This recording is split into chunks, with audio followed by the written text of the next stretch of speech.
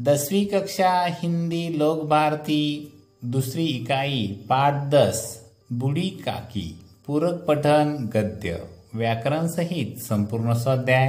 Video पसंद आने पर वीडियो को लाइक कीजिए, अपने दोस्तों के साथ ये वीडियो शेयर कीजिए और चैनल पे नए हो तो चैनल को सब्सक्राइब करके बेल आइकन को भी दबाइए। तो चलिए शुरू करते हैं। सूचना के अनुसार कृतियां कीजिए। स्वभाव के आधार पर पात्र का नाम। 1 क्रोधी रूपा, 2 लालची बुद्धिराम, 3 शरारती दोनों लड़के, 4 स्नेहिल लाडली।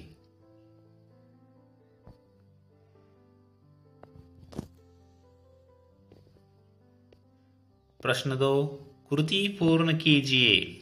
बूढ़ी काकी को ललचाने वाले व्यंजन।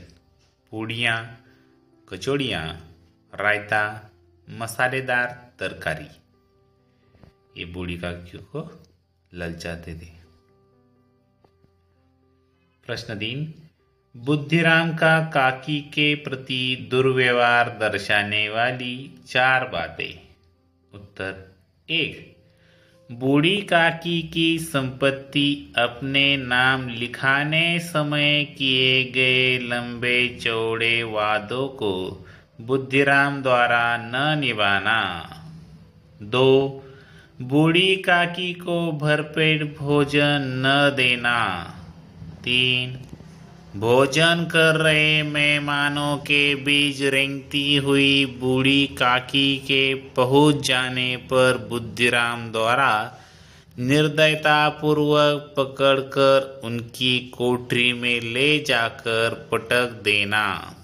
4 बूढ़ी काकी के व्यवहार से रुष्ट होने के कारण तिलक उत्सव में सभी मेहमानों और घर वालों के भोजन कर लेने के बाद भी बुद्धिराम द्वारा उन्हें खाने के लिए न पूछना।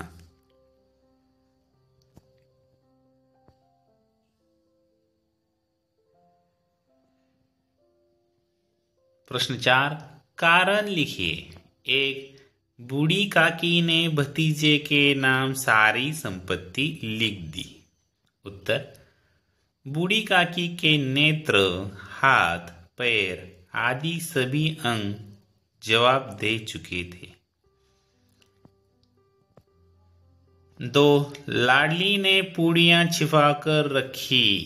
उत्तर लाडली उन पूड़ियों को बूढ़ी काकी के पास ले जाना चाहती थी ताकि वे उन्हें खा सके। 3 बुद्धिराम ने काकी को अंधेरी कोठरी में धम से पटक दिया।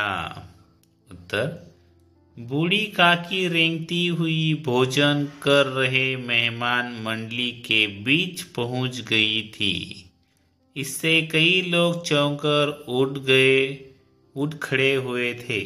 बुद्धिराम को इससे गुस्सा आया और उसने उसे वहां से उठाकर कोठरी में ले जाकर धम से पटक दिया। 4 अंग्रेजी पढ़े नवयुवक उदासीन थे।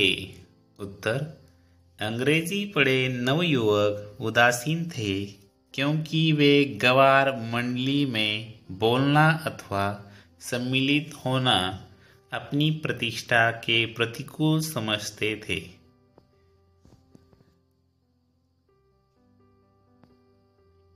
प्रश्न 5 सूचना के अनुसार शब्द में परिवर्तन कीजिए। देखो यहाँ बच्चा, विलोम, बहुवचन, पर्यायवाची यानी और लिंग। तो देखो उत्तर है विलोम यानी बूढ़ा, बहुवचन बच्चे, पर्यायवाची बालक लड़का, लिंग बच्ची। अभिव्यक्ति बुजुर्ग आदर सम्मान के पात्र होते हैं, दया के नहीं। इस सुवचन पर अपने विचार लिखिए। उत्तर, हमें यह बात याद रखनी चाहिए कि आज जो व्यक्ति बुजुर्ग है वह हमेशा बूढ़ा और असहाय नहीं था। वह भी पहले युवा था। उसने अपने परिवार का पालन पोषण और उसकी देखरेख की थी। उसने तरह तरह की समस्याओं का सामना किया था और उन्हें अपने तरीके से हल किया था।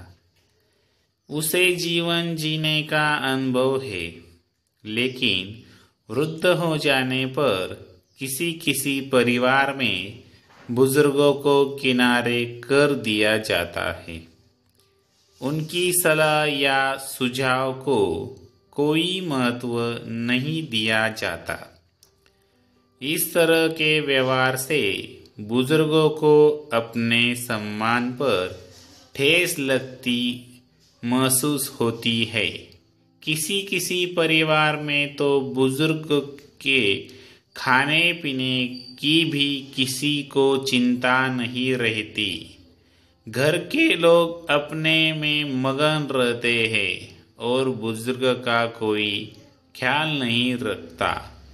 बुजुर्गों को खाने पीने के लिए उनका मुंह ताकना पड़ता है। हमें यह बात नहीं भूलनी चाहिए कि हम इन बुजुर्गों की संतान हैं।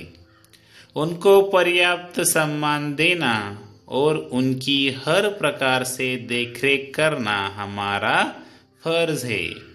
बुजुर्गों की प्रसन्नता और उनके आशीर्वाद से ही परिवार फूलता फलता और खुशहाल रहता है। इसलिए बुजुर्गों को हमें सदा आदर सम्मान देना चाहिए और उनकी देखरेख करनी चाहिए। भाषा बिंदु। प्रश्न 1, निम्नलिखित क्रियाओं के प्रथम तथा द्वितीय प्रेरणार्थक रूप लिखिए। 1, भूलना। प्रथम प्रेरणार्थक रूप भुलाना, बुलवाना। 2, पीसना, पिसाना, पिसवाना। 3, मांगना, मंगना, मंगवाना। 4, तोड़ना, तुड़ाना, तुड़वाना। 5, बेचना, बेचाना, बेचवाना। 6, कहना, कहाना, कहवाना। 7, नहाना, नहलाना, नहलवाना। 8, खेलना, खिलाना, खिलवाना। 9, खाना, खिलाना, खिलवाना। 10, फैलाना, फैलाना, फैलावाना। बैठना, बैठाना, बैठवाना। लिखना, लिखाना, लिखवाना। 13, जुटना, जुटाना, जुटवाना। 14, दौड़ना, दौड़ाना, दौड़वाना। देखना, दिखाना, दिखवाना। 16, जीना, जिलाना, दिलवाना। प्रश्न 2, पठित पाठों से किन्हीं 10 मूल क्रियाओं का चयन करके उनके प्रथम तथा द्वितीय प्रेरणार्थक रूप निम्न तालिका में लिखिए। क्रमांक, मूल क्रिया, प्रथम प्रेरणार्थक रूप, द्वितीय प्रेरणार्थक रूप। 1, चलना, चलाना, चलवाना। 2, देना, दिलाना, दिलवाना। 3, मिलना, मिलाना, मिलवाना।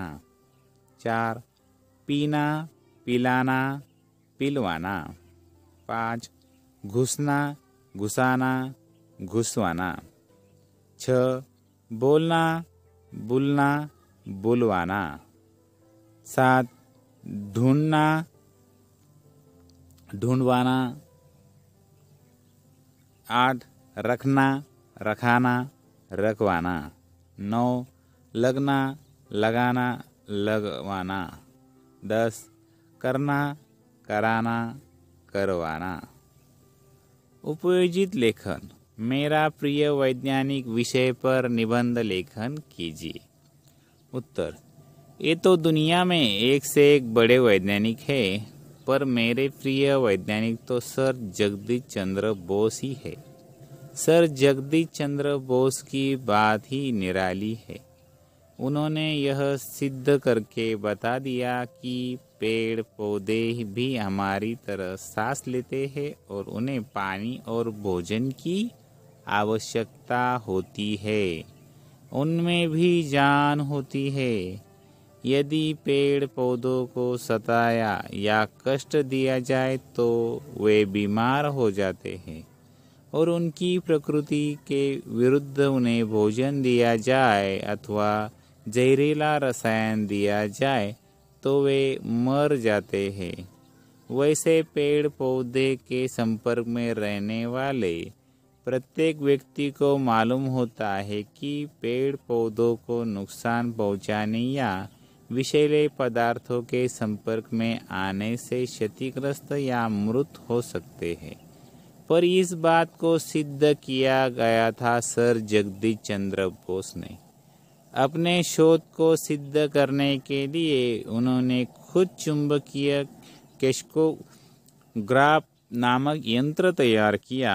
उन्होंने इस यंत्र की सहायता से सबके सामने अपने प्रयोग से यह सिद्ध कर दिया कि पेड़ पौधों में जीवन होता है और प्राणियों की तरह उनमें भी विभिन्न क्रियाएं होती है। इस प्रकार के सूक्ष्म रहस्य का उद्घाटन करने वाले वे पहले वैज्ञानिक थे। वे सच्चे अर्थों में एक महान वैज्ञानिक थे। ऐसे महान वैज्ञानिक पर हमें गर्व है। विद्यार्थ्यांसाठी महत्त्वाची सूचना।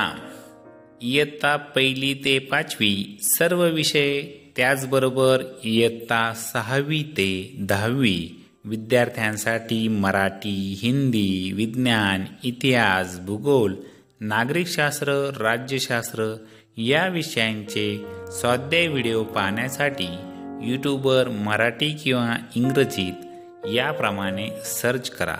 1. स्वाध्याय व पाठाचे नाव, त्यानंतर 2. स्वाध्याय और चॅप्टर नेम, अथवा एखाद्या व्हिडिओखाली तुम्हाला हवे असलेल्या व्हिडिओसाठी कमेंट करा. स्वाध्याय माझा चॅनलवर प्लेलिस्ट पुढील प्रमाणे शोधा. होम, व्हिडिओज, प्लेलिस्ट याप्रमाणे. व्हिडिओ अपलोड करणे निरंतर सुरू आहे, त्यामुळे स्वाध्याय माझा चॅनलला सबस्क्राईब करा.